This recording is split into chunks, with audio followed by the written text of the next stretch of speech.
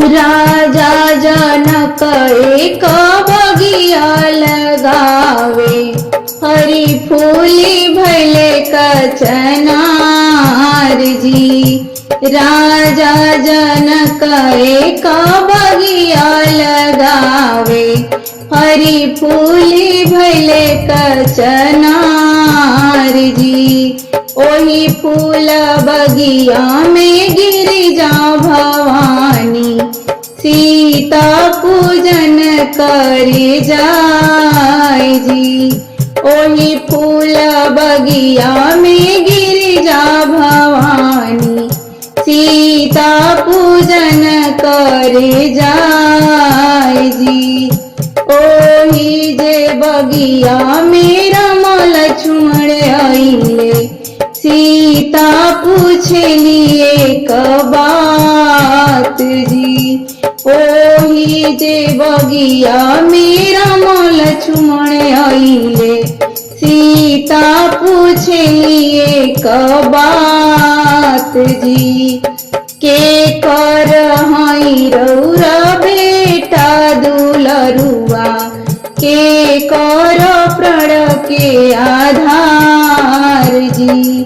के कर हई रउरा बेटा दुलरुआ, के कर प्रण के आधार जी। के कराही घरे रउरा बियहल बानी, कहवा पड़ेला ससुराल जी। के कराही घरे रउरा बियहल बानी, कहवा पड़ेला ससुराल जी। राजा दशरथ जी के बेटा दुलरुआ, कौशल्या के प्राण के आधार जी।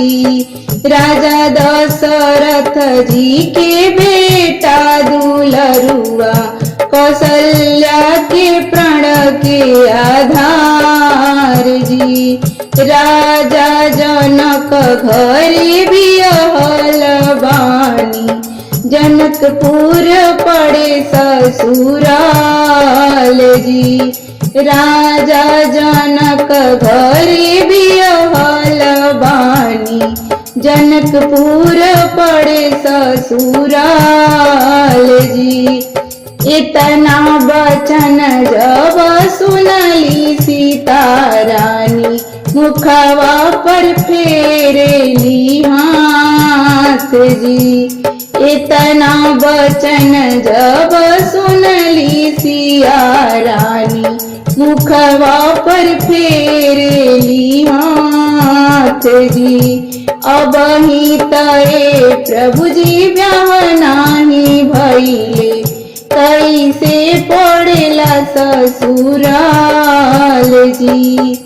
अब ही तरे प्रभु जी ब्याह नाही भइले, कैसे पड़ेला ससुराल जी।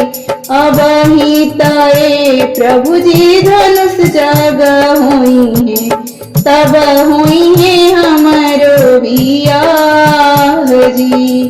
अब ही तरे प्रभु जी धनुष जग हुई है, तब हुई है हमारो बियाह जी। राजा दशरथ ऐसन ससुर पाइब, रानी कौशल्या ऐसन सास जी। राजा दशरथ ऐसन ससुर पाइब, रानी कौशल्या ऐसन सास जी। राम ऐसन हम सजन पाइब, अवध ऐसन ससुराल जी। राम ऐसन हम सजन पाइब, अवध ऐसन ससुराल जी।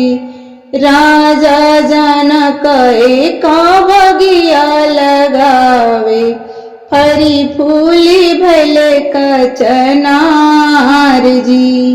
राजा जनक का बगिया लगावे, हरी फूली भले कचनार जी।